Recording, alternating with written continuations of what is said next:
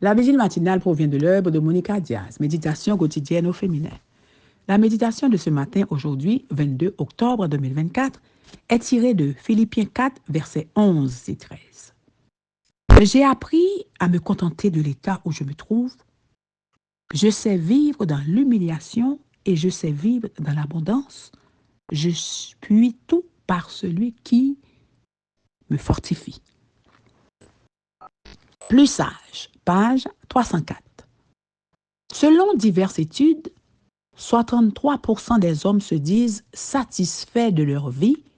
Les femmes, en revanche, ne sont que 47% à être heureuses de leur expérience de vie.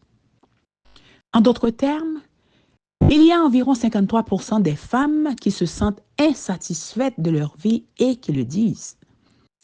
Comme vous pouvez le constater, plus de la moitié des femmes dans le monde, chrétiennes et non chrétiennes, ont une perception négative de leur existence. Faites-vous partie de ces 53%? Il semble que nous devrions apprendre quelque chose des hommes, à profiter davantage de la vie et la percevoir de manière positive, en nous plaignant moins, en nous concentrant moins sur ce qui nous manque. Pourquoi cela se produit-il que nous concentrons moins sur ce qui nous manque?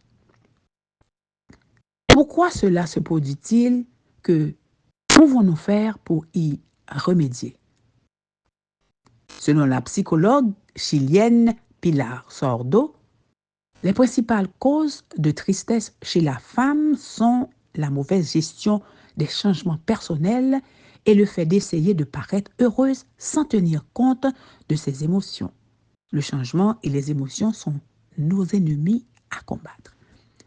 Pourquoi avons-nous du mal à accepter les changements?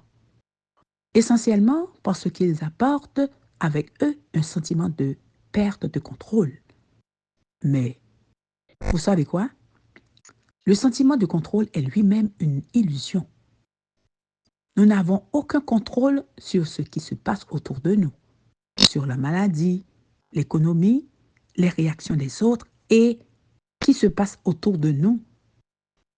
Cela génère la peur, une émotion extrêmement dommageable si nous ne parvenons pas à empêcher qu'elle s'aggrave, à se transformer en inquiétude constante.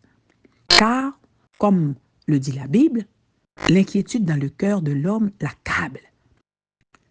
Les émotions, par contre, sont sous notre contrôle si nous le voulons et si nous choisissons de les prendre en charge au lieu de nous concentrer à faire semblant d'aller bien alors que ce n'est pas le cas. Amenons-les à Dieu dans la prière pour qu'il nous aide. Les changements, les émotions sont intimement liés. Vous voyez?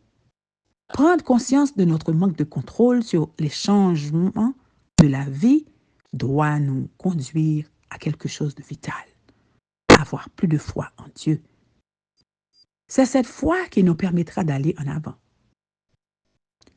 Prendre conscience de la joie que nous vole le fait de feindre d'aller bien alors que ce n'est pas le cas, doit nous amener à mieux nous connaître pour apprendre à prendre soin de nos émotions et à profiter davantage de la vie. Amen, amen, amen. Plus sage. Que Dieu vous bénisse. Bonne journée.